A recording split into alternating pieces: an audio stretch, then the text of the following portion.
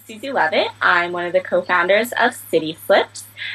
Just so you know, City Slips are portable ballet flats. They fold up, fold in half, and they fit in a woman's purse for when they're wearing high heels or any type of uncomfortable footwear. They come with this little pouch, as you can see here, and this opens up to a larger bag to throw your high heels inside. So a lot of women wear this if they're going to work or going to a wedding and they're wearing those really high 5-inch high heels that look great but can kill your feet after you wear them for a little while. My partner and I actually, we developed this concept while we were in school at NYU. We were both interning on Wall Street and kind of were going towards more of a financial Wall Street path, but decided, hey, why not start a company while we're in college? Awesome. So, you sort of mentioned a little bit about how the idea started. Talk a little about how you decided to, well, okay, let's just go with this. Let's design a shoe, start a company, sell it, and then Go with the flow type of yeah. mentality. Well, I mean, Katie and I both come from entrepreneurial families. Both of our dads, uncles, cousins, brothers, they all started their own company. So we're very used to the chaos, kind of, starting fresh, starting scratch, trial and error. So I think we definitely have a lot of, patience with that.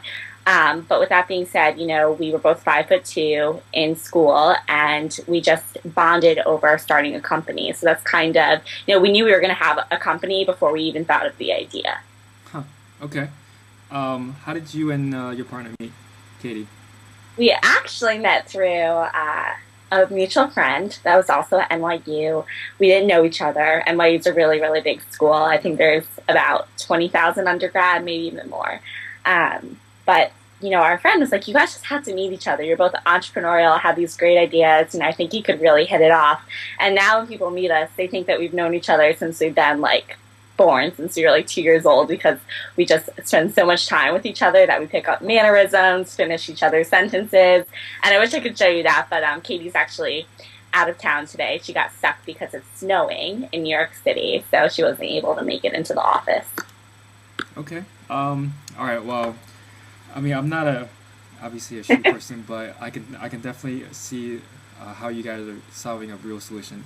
So, sort of walk me through the process of, when you first had the idea, Right. and then the whole design process, and then Okay, yeah, packaging, that definitely. kind of So we stuff. had the idea in the summer between 2008 and 2009. And, we were enrolling into different classes for fall 2009. Actually, no, that was 2008, fall 2008. And we decided, just to give ourselves deadlines to kind of also give us time to work on the project, we enrolled in a business plan class. So we got to really, work with our teacher, our professors, as well as other advisors regarding the business concept, idea, and execution. Our business plan has changed a ton since we wrote it, but it was really great to just kind of, study the market, see what else is out there, and see what type of resources you would need to start a company. From there, we reached out to a few manufacturers on Alibaba.com. If you don't know Alibaba, it's a great resource for students and entrepreneurs that need to manufacture overseas.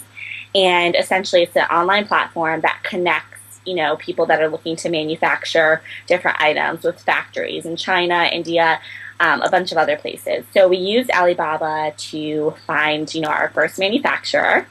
They kind of also assisted us with different materials, designs, things like that. But when we launched, we ordered black, a simple, small, medium, large size. And we crossed our fingers, sent over a wire transfer, and about later, 400 pounds of shoes arrived to New York. And we actually put them in Katie's parents' house. So we called that our Long Island Distribution Center. And we kind of launched from there. But one of the great things is as soon as we launched, we had some great press in the New York Daily News, Forbes, a few other national media outlets. And so that really helped us kind of get the idea and our story out there. Okay. I got a lot of good stuff here. Good questions I want to ask. What about the design of the shoe? How did you guys do? Did you do it yourself? Did you? We did. So we kind of looked at what else was out there, and Yep. we knew that the shoe had to be portable and lightweight. So as you can see here, the shoe folds exactly in half. It tucks into the toe. There's some other regular shoes out there that are a little bit more flexible, but we knew that it had to be soft enough for the heel to tuck into the toe. And then we were like, okay, well, once we make the switch to our flats, what are we going to do with the high heels? So we knew that there would have to be some type of expanding or larger bag component. But we wanted to make it as simple and efficient as possible. So that's how the little bag opens up to a tote bag. So, like that.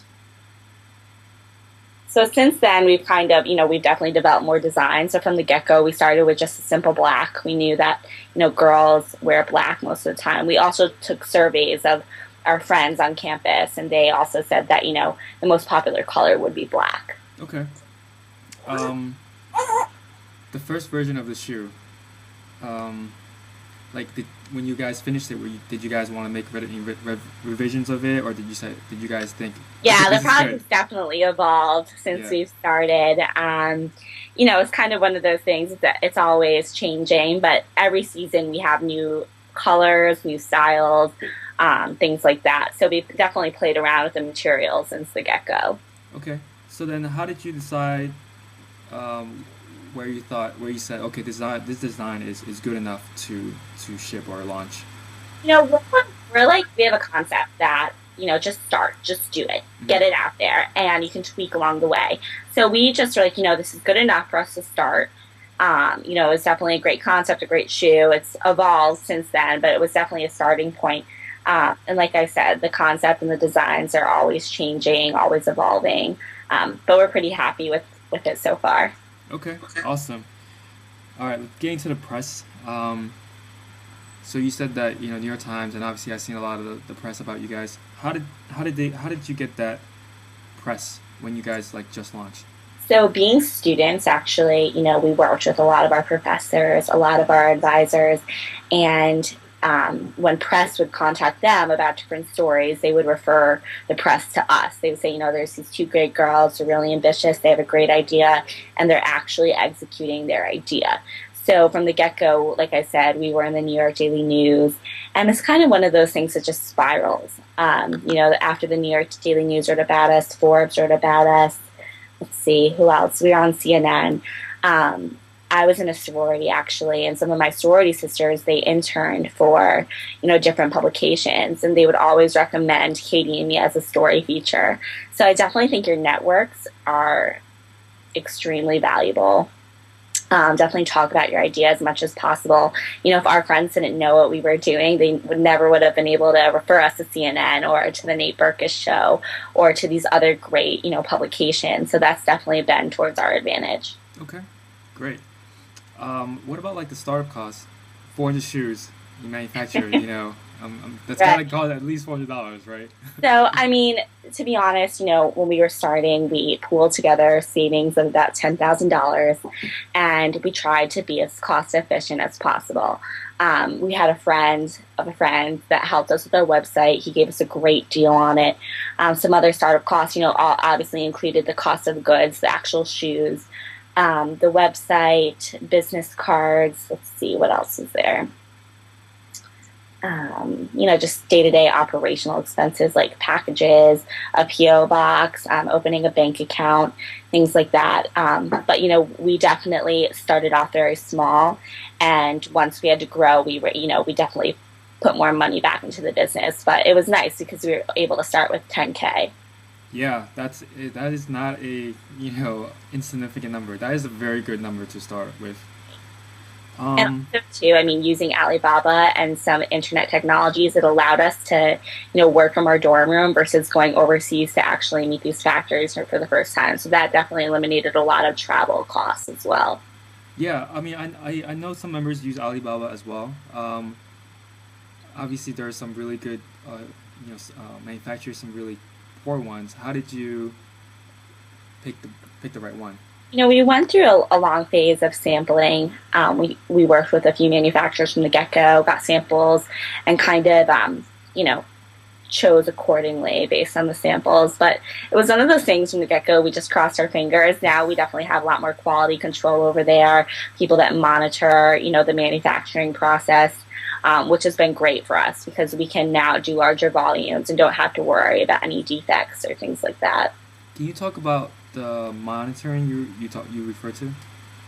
I'm sorry? Can you talk about some of the monitoring that's being done on the manufacturing? So we have agents, and those are people that we met through Alibaba that kind of help connect us to factories, make sure they send their QA for quality assurance to all the factories while things are in production. And so, if there's ever an issue, we always definitely have a very strong communicative, like emails and telephone calls with our agent.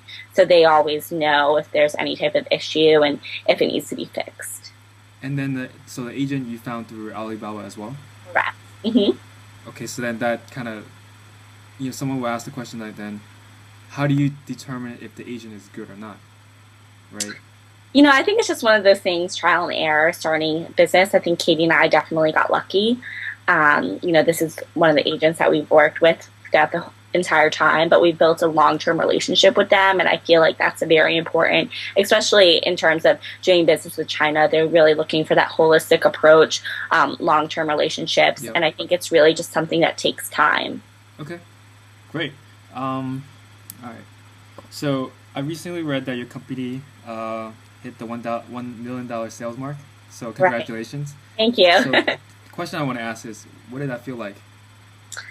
In our projections, we thought we could do $1 million in sales, but I definitely think, getting to that goal has been instrumental for us. It was, last year, the fourth quarter definitely is where we did a lot of our business. A lot of people like City Slips for a gift item. So that was great, but it was amazing. But, sometimes when you're caught in the day-to-day of it, you don't really take a moment to step back and realize, wow, like we brought our company from 0 to $1 million in our first year technically doing business, which is phenomenal. So we try to celebrate from here, if it's going out for a drink or if it's, just taking the day off. But it's definitely been great, but there's a lot of room for growth as well. Okay. So I haven't really gotten to the sales part of it yet, but I will now. How do you sell, right? And who do you sell to?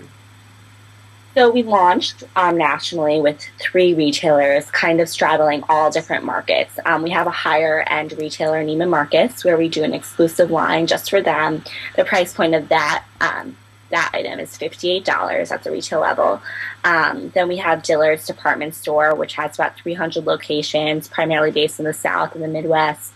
They have our City Slips Classic Ballet Flat, which sells for $20, and Bed Bath & Beyond. They have our After Soles product, which is $10, which is a little bit cheaper. It has, a soft sole on the bottom, and that was in all Bed Bath & Beyond locations. So, we kind of got those sales through sales reps as well as just doing simple cold calling, emailing, just being as persistent as possible. But that's definitely, been our main business are these national department stores. We also do, 10% of our business, I would say, is done online through our e-commerce website as well as daily deal sites such as Groupon, etc. Okay.